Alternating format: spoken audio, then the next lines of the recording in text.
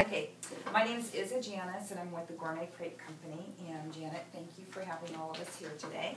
We're going to do a crepe demonstration, so I'm going to give you a little bit about the history on where crepes stemmed from. I'm going to tell you a little bit about how I got involved in it, and then I'm going to show you how to actually make crepes, and I'll give you some tips on how to make them very easily, because I know many of you guys are very afraid to make them. Everybody loves them, but they're afraid to make them. Crepes originated in France, and they didn't originate in Paris like most of you guys probably all think. They actually originated on the northern end in an area called Brittany. And in Brittany, it was very, very wet up there, and crepes were Brittany's, they were their staple. That was their bread. They couldn't grow wheat. It was so wet they couldn't grow wheat. So what they did is they grew buckwheat, and buckwheat is a gluten-free. It's not a wheat at all. But what it is, it's almost like in not arugula plant, but it's a plant is what it is. And so what happens is all the people that, that's what they used as bread and everything else, they didn't have any wheat or white flour, they had no flour. So they break down this plant into what they turn it into buckwheat, and it's actually kind of blue. And they used that in the back of their farmhouses, and they'd have a little stove, they'd have their ovens back there, their potbelly stoves and everything else, and rocks, and then they'd make their crepes in the farmhouses. Well, the Europeans, the French, loved crepes so much, and the Germans, of course, came into France, and the Germans loved them. I was born in Germany, and I was raised on crepes. But I wasn't raised on these kind of crepes. I was raised on what we call German pancakes. And so with German pancakes, what happens is they're a little bit thicker. They're kind of like a pancake. They're a little bit thicker than these are. And they're fried like everything else over there. It's fried. So how I got into this business, being raised on German pancakes, trying to keep my weight down was a little bit difficult with all these fried foods and pork roasts and all that kind of good stuff. But my parents owned a deli out in Cyprus called the Gourmet Company, and it was a German deli. So they had fresh sandwiches, and they had German potato salad, and they had German macaroni salad and all that kind of stuff. I worked down the street for Pacific Air along with my sister, and they ran this deli, and I'd have to go over there and work with them on my lunch hour. So it was a lot of fun, but you know, he had retired from Pitney Bowes, and I couldn't keep two jobs up like that. I was in the corporate world.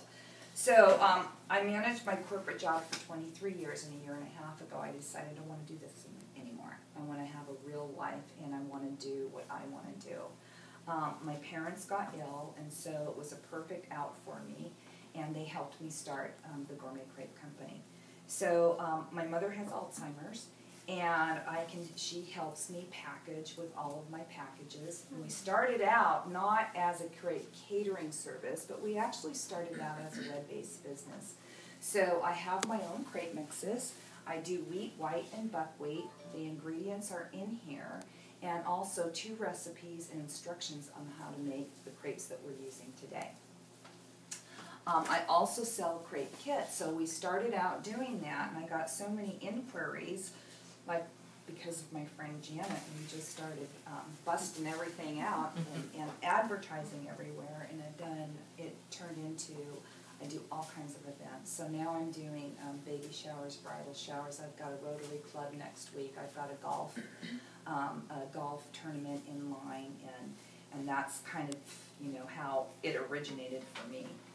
So, for those of you that are kind of afraid to make crepes, you're going to take one of my box mixes, and it's going to make just about this much in here. You're going to put it in the blender, you're going to add eggs, and you're going to add milk and a little bit of oil. You're going to blend it up, you're going to put it in the refrigerator for a couple of hours. You can keep it in there overnight. So, once that's out and you bring it out, you have to have, your best bet is to work with a real crepe pan. You'll see over in Paris and over in Europe, they have those big crepe stations. This is my actual crepe station because I can take it easily to various parties. They utilize the big crepe machines. Well, I can't very well sell my products and my crepe kits to you because you're not going to buy an $800 crepe machine. And my job is to teach you how to make crepes. So what you want to do is you have to have the proper pan, and you need a crepe pan there about with what we call a skirt of about a ½ inch.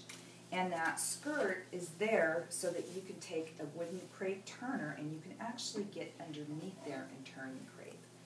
So there's two kinds of pans that I work with. I work with a blue steel, carbon blue steel pan, and that's my favorite. I've used this pan since I started the business, a year and a half, 2 years ago. So I use it for every event. It's had hundreds and thousands of crepes made on it, and I just love it. It's very easy for me. So what the tricky part about crepes is the first couple of crepes, sometimes you guys, they aren't going to come out right. And it doesn't matter because what you're looking for is to get your temperature right, and you're looking to make sure that you have about the right amount of mix poured into the pan.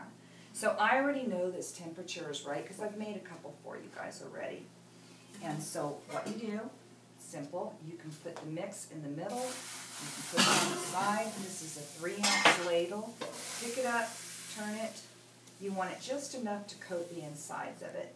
If it's a little bit too thick, you can always pour it out, and or if it's too thin, you can add more milk. So what you're looking for is just enough to coat the pans. I like mine not paper thin. I like mine to have a little bit of flavor in it. So this is just about perfect for me. You can do them on your stove, of course.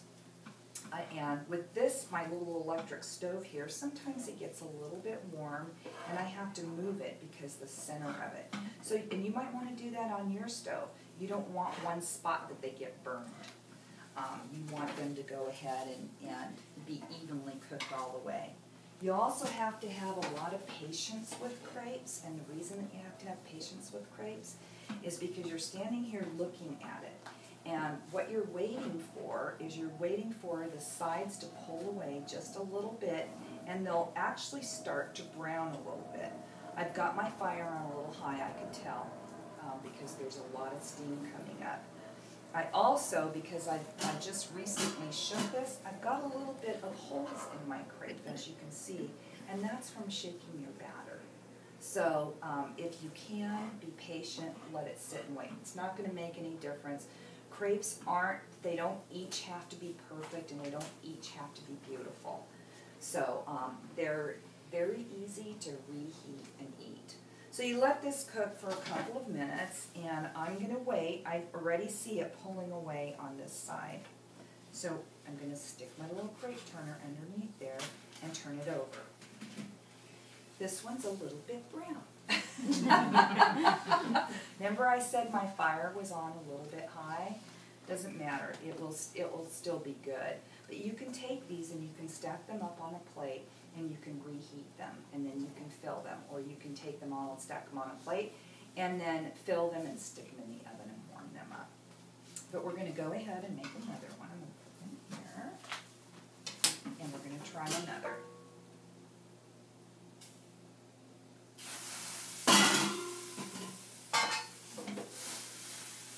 So it's real simple.